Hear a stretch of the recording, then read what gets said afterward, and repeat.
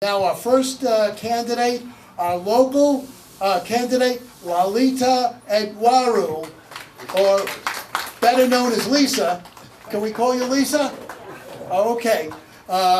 She's running for state assembly in the 33rd Assembly District. There's no primary, so our club proudly endorses Lisa for state assembly. She graduated from John Glenn College with a BS in criminology and political science and a master's of public administration. She interned in the state assembly, and she's currently a businesswoman, and she wants to make a difference in this community. Let's hear it for Lisa. Give her a great Queens Village Republican Club welcome.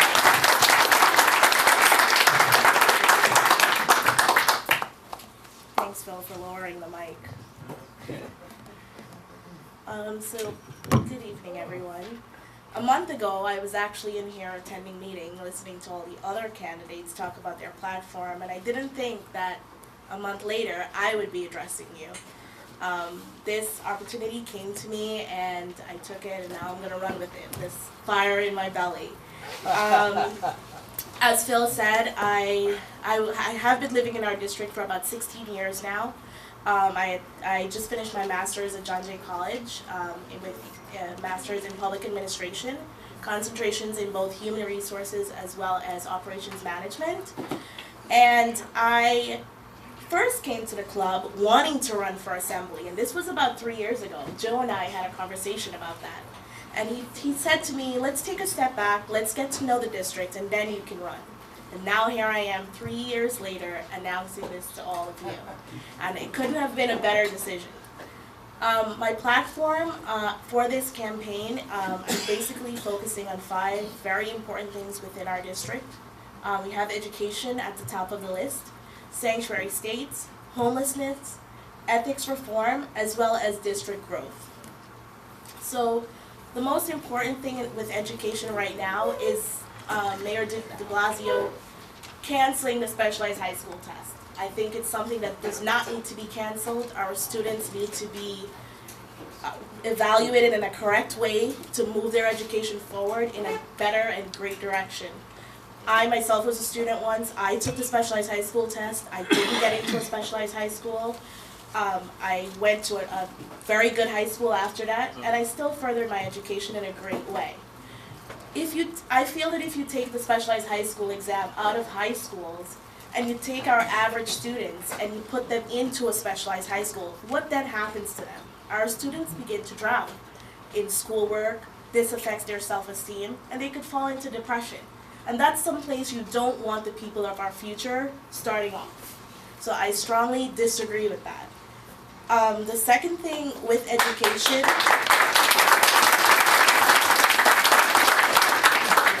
my second point to education has to do with the allocation of funds in our public schools. Schools are being funded well, but the funds are being misused. I plan to work in the assembly to have these funds better allocated to better things that can benefit our students. That leading to my third aspect of education. Without students being properly educated in our district, they're leaving our district to be educated in other districts or private education, and we don't want that. How does your district look if your students are not being educated in it? That tells a lot about what's happening within your district. My second platform, sanctuary states, I will work to prevent our state of New York from becoming a sanctuary state.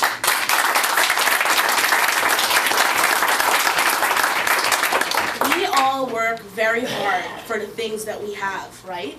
Yeah. It's not fair for someone to, first of all, come into our borders illegally and then demand those things that we're working hard for.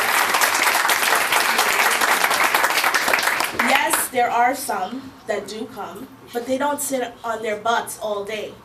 They make that better for themselves. They go, they figure out how to become legal citizens, they work, they better themselves, they learn our language, they go to our schools, and they help our nation. They just don't come and sit and ask for a handout. So I will work to make sure that our state does not become a sanctuary state.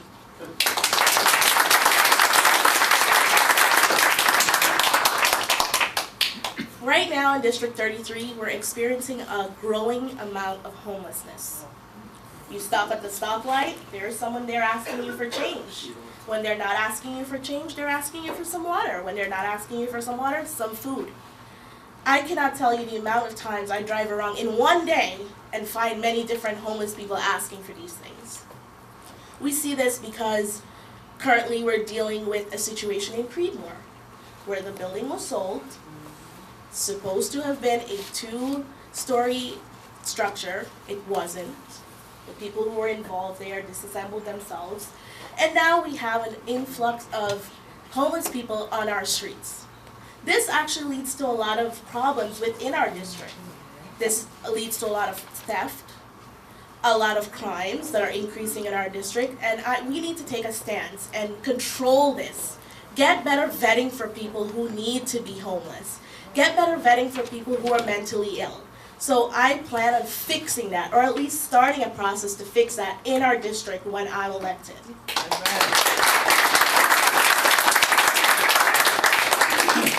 We're talking about ethics reform. I think that can't happen in our district unless it happens in Albany. My thesis for my master's had to do with reform in Albany. I cannot tell you the amount of things that I see, and I'm like, wow, this is my state, this is where I live. Do you know that other legislatures refer to us as the most dysfunctional in the country? That is not a good image to have. We need to stop rubber stamping. We need to stop voting by proxy. And then we need to hold our legislatures accountable for their actions. And we also need more transparency. I will work to strengthen this for New York so that each one of you know what your legislator is doing and how they're doing it and what time they're doing it. Because we have legislators that are not even voting on bills. Their staffs are doing it for them. I know this because I interned there and I did it for my member. So I'm going to work to fix this, and once we fix that, I believe we can have better leaders for our districts.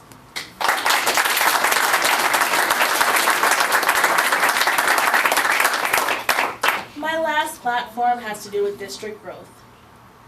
I've lived in this district for 16 years, and I tell you, every day, no matter how older I get, I feel like I'm waking up in the same bubble. The same roads are broken, the same infrastructures are broken, everything is just the same. So we need to fix that. I need to fix that for my district. I need our district to grow. I need the robberies and theft to decrease. I need our kids and the graduation rate in our district to increase. And these are the things I'm working to grow in our district. Our district has been in a halt. We need to wake it up. We need to wake up Republicans. We need to wake up Democrats. We need to wake up everyone. And we need to move this district forward. Because that's the only way we're going to make a change.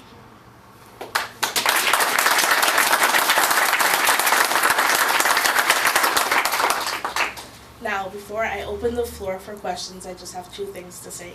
The first is, people normally ask me when I'm speaking in front of a body, well, you're so young, how are you going to help us? How are you going to move your district forward? Well, I just have one thing to say. I'm not a corrupt politician in Albany. I will take all of your concerns and I will work with them, and I will make our district better. The second thing I have to say is, I know if all of my dedicated Republican voters came out and cast their vote, I can still not win this district. I need some Democrats on my side as well as some independents and conservatives. How am I going to get those? Well, I'm a female. I'm pretty sure I can get some females in there. I'm Guyanese, so I'm pretty sure I can play my Guyanese and West Indian card to get some Democrats in there. And I will just wake up people who are on the limb and who can't decide what they want to vote for. Because people like change, and I think that's the way I'll go about waking up those folks.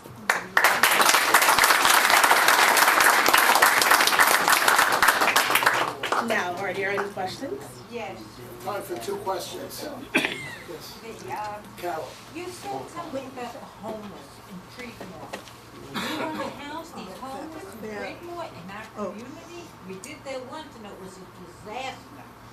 I think it is a complete disaster, and the reason why they were being housed in our district is because there wasn't a proper vetting procedure for them. I speak to a lot of homeless people because... What do you want to do with them? Vet them how?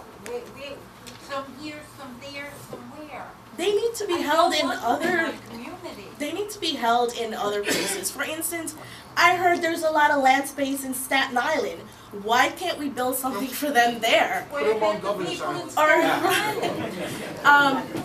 also, a lot of the homeless shelters in our areas did not have a procedure to house a homeless person, so someone can just walk in. Let's say they walk out of Creemore, they could just walk into a homeless shelter and say, "Hey, I'm homeless, house me." So there's no proper procedure, and if one homeless person tells another one, "This is where you can go and get something," then that's where they'll go. Well, how do you plan on vetting them? I mean, what would be the criteria? We've been through this. We have motels with homeless in them that we're trying to get rid of through my civic association. These people, I understand they're ill, I understand they have problems, I understand they should get that shot because it's schizophrenic. But that isn't helping the lady who's getting jumped in a restaurant one day. This isn't helping me when they're in my community and I want to sell my home and there's a group of homeless people, however you vet them, in my community. It's fear and disorder. It is, we tried it, it was horrendous, we got rid of them. But now, You should see, chasing little girls down the street. I went down the street and this guy's defecating in front of me, and I said, "Excuse me?" He chased me. This was many years ago. I don't want this again. I saw the video. I think I want Let's them get her in out. office and get her on the committees and put her to work. To stop the deinstitutionalization and the reclassification of the homeless over in Creedmoor and Queens Village. That's to do what? You want them there. I want them institutionalized. They have Yeah. underutilized space there. There's no buildings, all vacancies. Okay. So build But there. then, this is how it We starts. have another And question. then Excuse me. we go, everything starts beautiful. Okay, we'll talk later. We have another question. And then it begins to deteriorate. The homeless Carol, don't want to live in excuse homeless me. shelters. We have the next question. Right, I empathize. I'm a retired police officer now.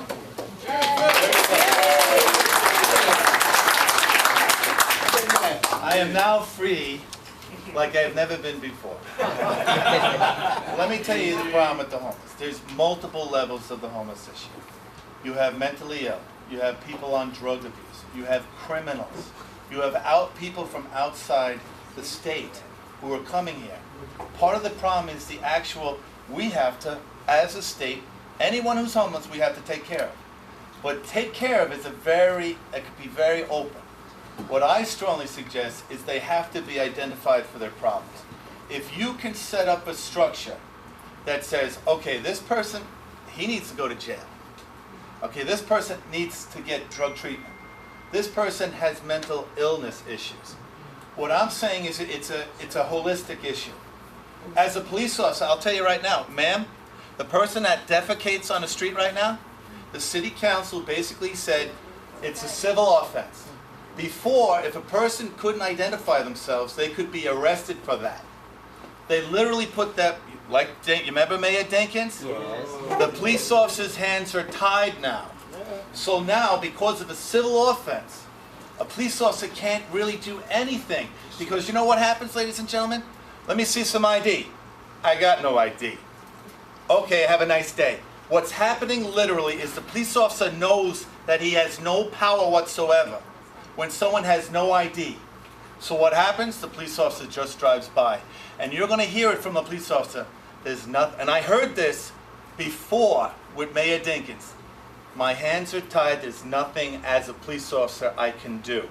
That's what's going on. Phil, what's So your I question? ask you, okay, when you become the next assemblywoman, you truly need to understand the dynamics of this. I'm asking you to do exactly that you have an understanding. If you can, when you become a state assemblywoman, that you will address these issues, not as a homeless, it's issue after issue. If you can, don't let this mayor, okay, legalize marijuana where everyone smokes marijuana. Do whatever you can to enforce the law in your state. Please, thank you. That's the plan.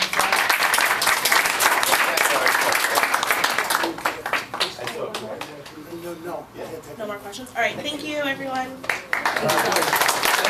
Thank you very much, Lisa. And when she gets elected, Phil, you could be her advisor on many, many issues.